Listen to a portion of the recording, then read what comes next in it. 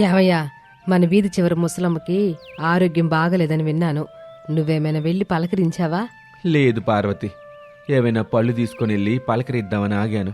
అవునా, సరే పదండి. ఇంట్లో కొన్ని రకాల పండ్లున్నాయి, వాటిని తీసుకుని వెళ్ళి పలకరిద్దాం. హా, సరే పద మరి అని భార్యాభర్తలిద్దరూ కలిసి వీధి చివర ఉన్న సుబ్బమ్మని పలకరించటానికి వెళ్తారు. అవ్వా, ఎట్టాగుందిప్పుడు? అంతా కులాసాయేనా? హా, ఏం బాగోలే తల్లి. ఎదుగుతున్న పంటకి చేడా పేడ, పెరుగుతున్న వయసుకి ఏదో ఒక ఆరోగ్య సమస్య తప్పవు కదా. అయ్యో అవ్వ, నువ్వేమీ దిగులు పడబాకు. అంతా పైవాడు చూసుకుంటాడు. దేవుడు రాసిన రాతని ఎవరం మార్చలేంగా. సర్లేగాని ముందు ఈ పళ్ళు తీసుకో. అయ్యో, ఎందుకు తీసుకుని వచ్చారయ్యా? అవ్వా, నువ్వేం మాట్లాడుకో, ముందు పళ్ళు తీసుకో. ఏంటోనమ్మా మీ అమాయకత్వం. ఊర్లో ఎవరికి బాలేకపోయినా ముందుండి అన్నీ చూసుకుంటారు. వాళ్ళేమో మిమ్మల్ని పట్టించుకున్నా పట్టించుకోపోయినా వాళ్ళు అన్నీ చూసుకుంటారు. మాదేముందవ్వా, మా దగ్గర ఉన్నంతలో ఆపదలో ఉన్నవారికి సహాయం చేస్తాం. అంతా దేవుని నిర్ణయం.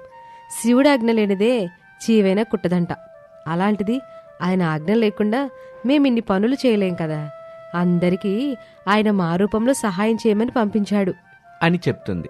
అలా వాళ్ళు కాసేపు మాట్లాడుకుంటూ ఉంటారు. సరేనవ్వా, మరి మేము వెళ్ళొస్తాము. ఆవులకి మేతేసే సమయం అయింది. అసలే అవి ఆకలికి కూడా తట్టుకోలేవు. సరే తల్లి అని సుబ్బమ్మ అంటుంది. ఇక అక్కడి నుంచి పార్వతి ఓబులేసు వెళ్ళిపోతారు. అలా రోజులు గడుస్తూ ఉంటాయి. ప్రతిరోజు పార్వతి ఓబులేసు ఎవరో ఒకరికి సాయం చేయటం, భోజనాలు పెట్టటం వంటివి చేస్తూ ఉంటారు.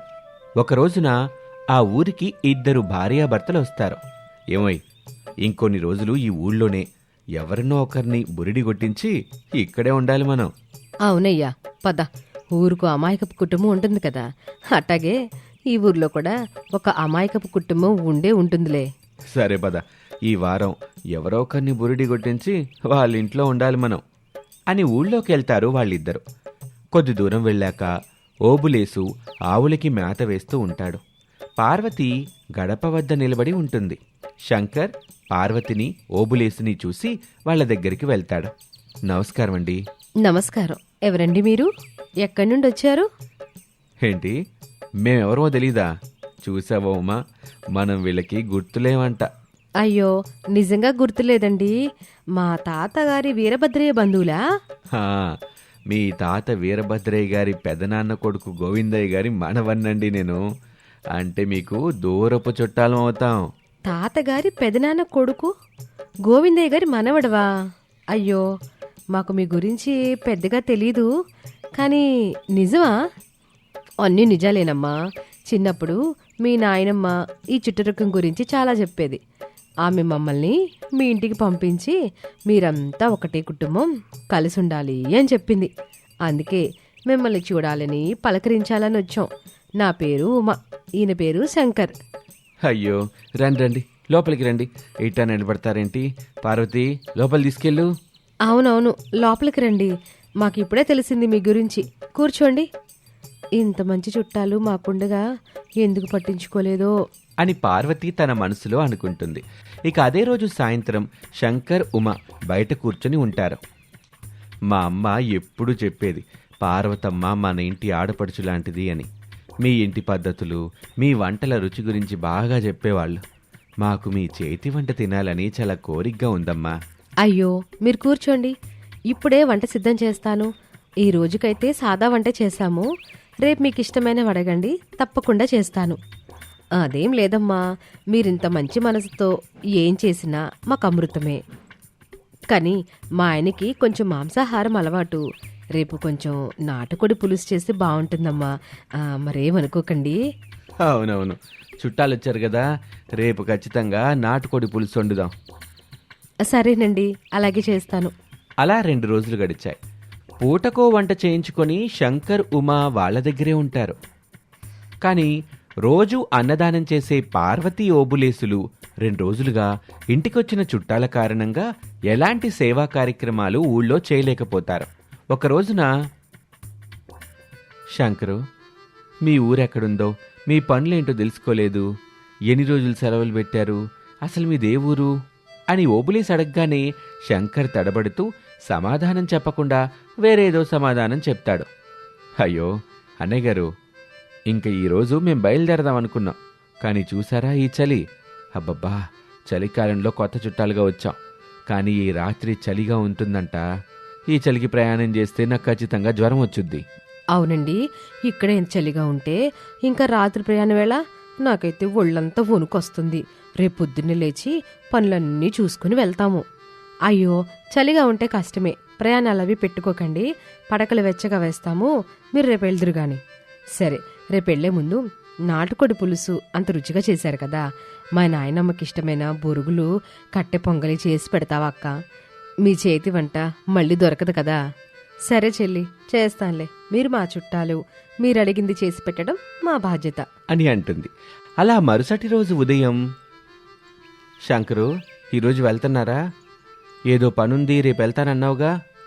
అన్నయ్య, బయలుదేరుతున్నాం అనుకున్నాం, కానీ మా అమ్మ చెప్పింది ఈరోజు మంగళవారంగా, మంగళవారం రోజు ఆడపిల్లలు ఇంటి నుంచి ముఖ్యంగా ఈశాన్యం వైపుకి ప్రయాణం మొదలెట్టకూడదంట. అవునండి, మాకు ఈ మూఢనమ్మకాలు అవి బాగా ఎక్కువ.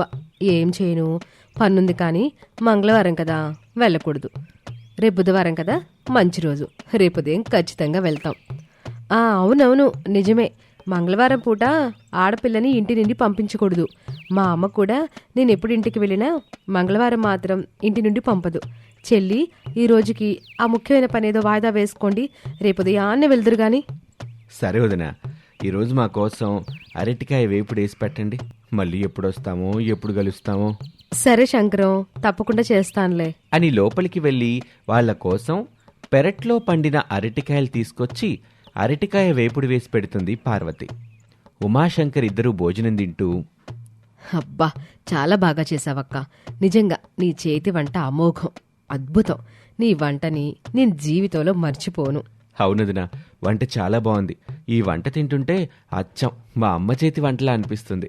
సరే, మేము ఉదయాన్నే ప్రయాణం మొదలు పెట్టాలి, కాబట్టి ఇంకెళ్ళి పడుకుంటాం అని వెళ్ళి పడుకుంటారు.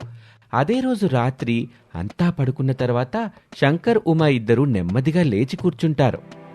ఉమా, నువ్వు చెప్పింది నిజం, ఈ కుటుంబం చాలా అమాయకంగా ఉంది. 3 రోజుల నుంచి మనకి కమ్మటి భోజనం, వెచ్చటి పడక అంతా బాగా చూసుకుంటున్నారు. అందుకే కదా నేను చెప్పింది మన పని సులువవుతుందని. కానీ ఇంకెన్ని రోజులు ఇక్కడ ఉండగలం? మనం ఇక్కడికి వచ్చింది ఈ అమాయకత్వాన్ని అలుసుగా తీసుకుని ఏదో ఒక పని చేయడానికి కదా. నేను ఒక పథకం వేశాను, రేపు బయలుదేరి ముందు పార్వతిని ఓబులేసుని కొంచెం బురిడి కొట్టించాలి. సరే, రేపు ఉదయం ఇంతకీ ఏం చేస్తావు అని ఉమా అడిగినా శంకర్ ఏమీ చెప్పకుండా పడుకుంటాడు. మరుసటి రోజు ఉదయం, ఏంటి శంకరు, ఏదో ముఖ్యమైన పనుంది వెళ్ళాలన్నారు, మరింకా బయలుదేరలేదే? అవునన్నయ్య, బయలుదేరదామని అనుకున్నాం, కానీ మా ప్రయాణానికి చాలా డబ్బులు కావాలి. మేమా అనుకోకుండా డబ్బులన్నీ వేరే పనికి పెట్టేశాం. మీ చుట్టరకం మీద నమ్మకంతో మీ దగ్గరకు వచ్చాం, లేదంటే ఈ పరిస్థితుల్లో మిమ్మల్ని అడగడానికి కూడా మాకు చాలా ఇబ్బందిగా ఉంది. అయ్యో, దానికేం పర్వాలేదు శంకరు, నువ్వు మా చుట్టానివిగా, ఎంత కావాలి ఏంటి? అన్నయ్య, ఇంకో 2 రోజుల్లో తిరిగి ఇచ్చేస్తాం, ఒక 5,000 రూపాయలుంటే సరిపోద్ది. అవునా, ఇప్పుడే ఇస్తాను, నా దగ్గర ఉన్నాయిలే.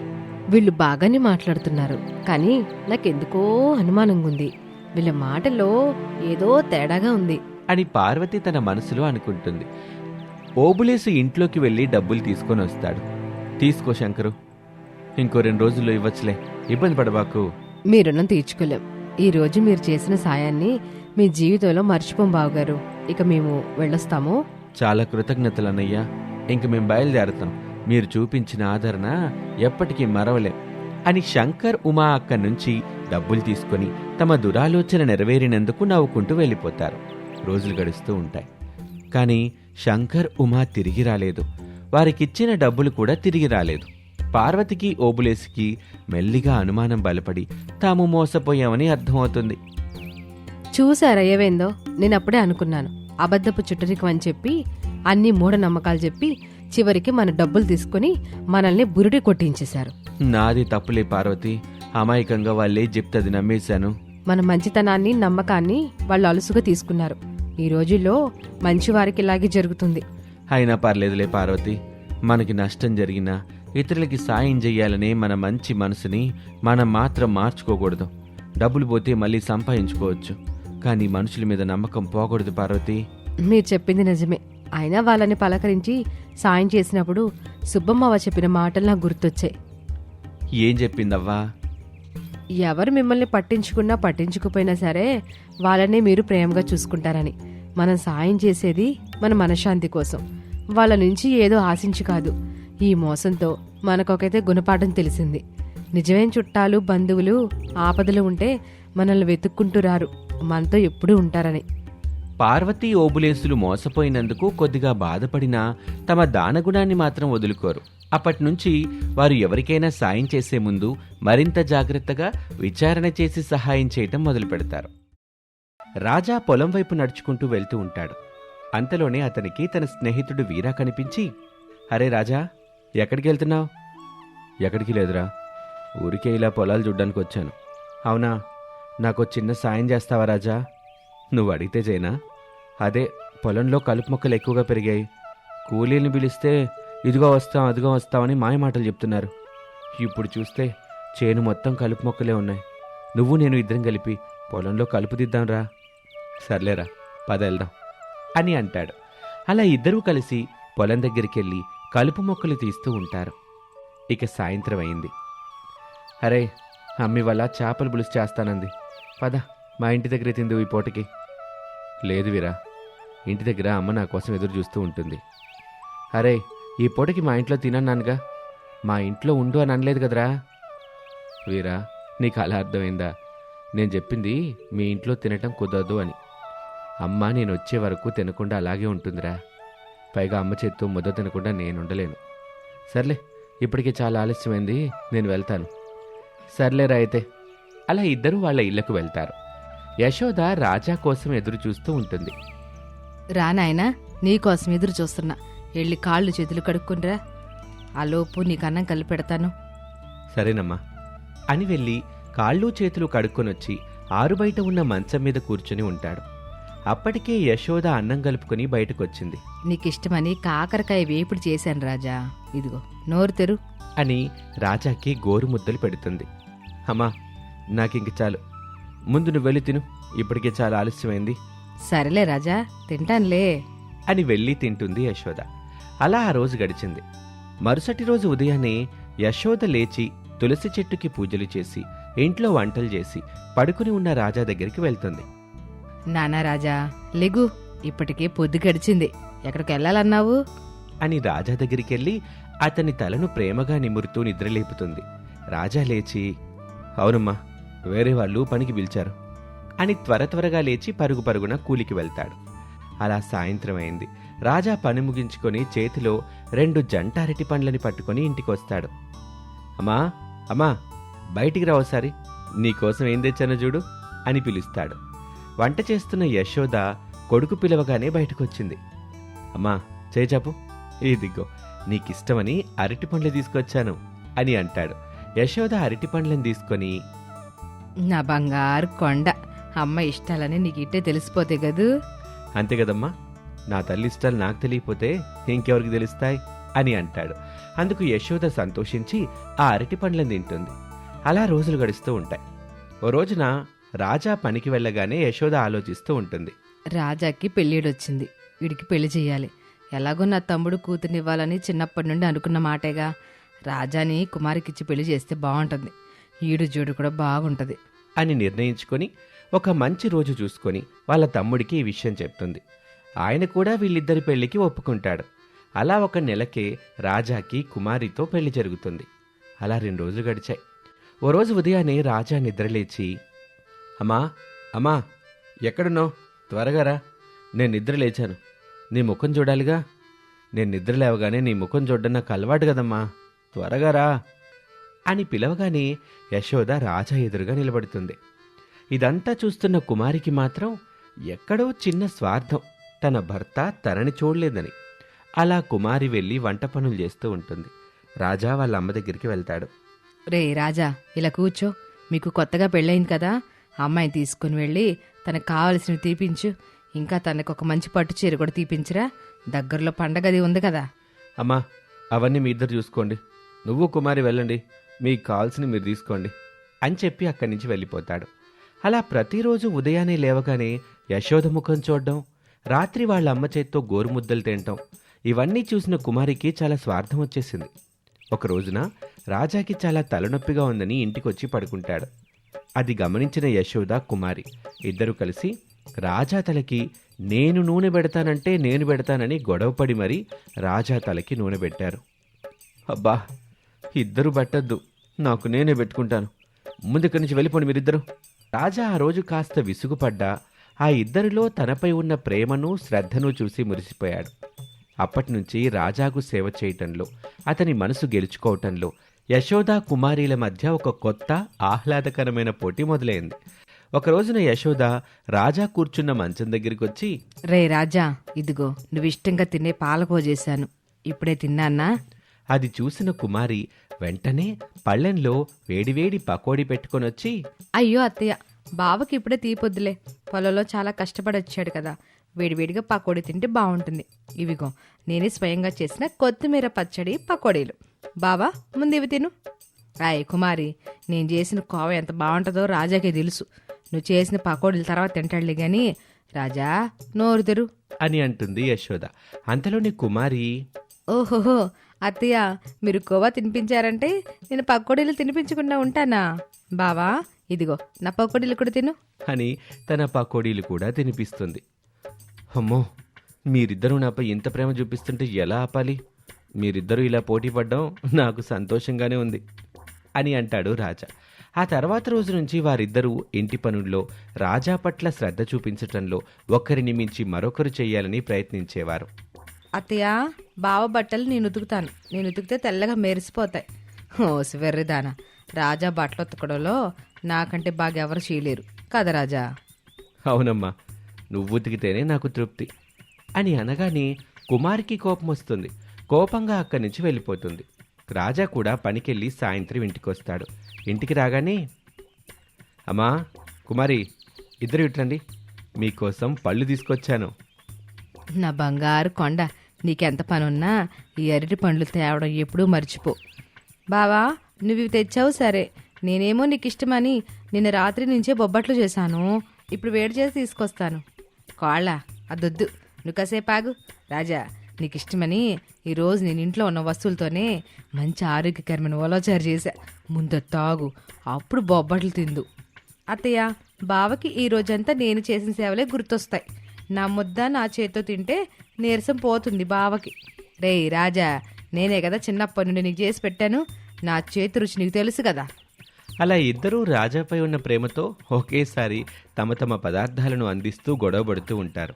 రాజా చెప్పు, నీకు తల్లా పెళ్ళామా? ఇద్దరిలో ఎవరిని బాగా ప్రేమిస్తావు? బావా తల్లా పెళ్ళామా, ఇద్దరిలో ఎవరి ప్రేమని మొదట తీసుకుంటావు అని ఇద్దరూ అడిగారు. రాజా వాళ్ళిద్దరినీ ఒక పక్కన ప్రేమగా కూర్చోబెట్టుకుని ఇలా చెప్పాడు. అమ్మా కుమారి, తళ్ళా పెళ్ళామా అంటే ఏం చెప్పాలి? ఈ సృష్టి తల్లి లేకుండా ఉంటుందా? అమ్మా, ఈ సృష్టిలో మనం ఏ రూపంలో జన్మించినా దానికి మూలం తల్లి. నువ్వు లేకపోతే నేను లేను కదా.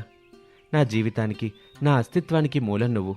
నువ్వు నా దేవతవి, నా గుడివి. ఇంక కుమారి, నువ్వు వచ్చాక నా జీవితానికి ఒక తోడొచ్చింది. నువ్వు నా జీవితంలోకి వచ్చావు కాబట్టే నా ఇంటికి దీపం వచ్చింది. కొత్త జీవితానికి నాంది భార్య. మన ఇద్దరి భవిష్యత్తుకి, మన వారసత్వానికి ఆధారం నువ్వు. నువ్వు నా శక్తివి, నా సర్వస్వానివి. మీరిద్దరూ నాకు రెండు కళ్ళలాంటివారు అని అనగానే వాళ్ళిద్దరూ ఒకరి ముఖాలు ఒకరు చూసుకుంటారు.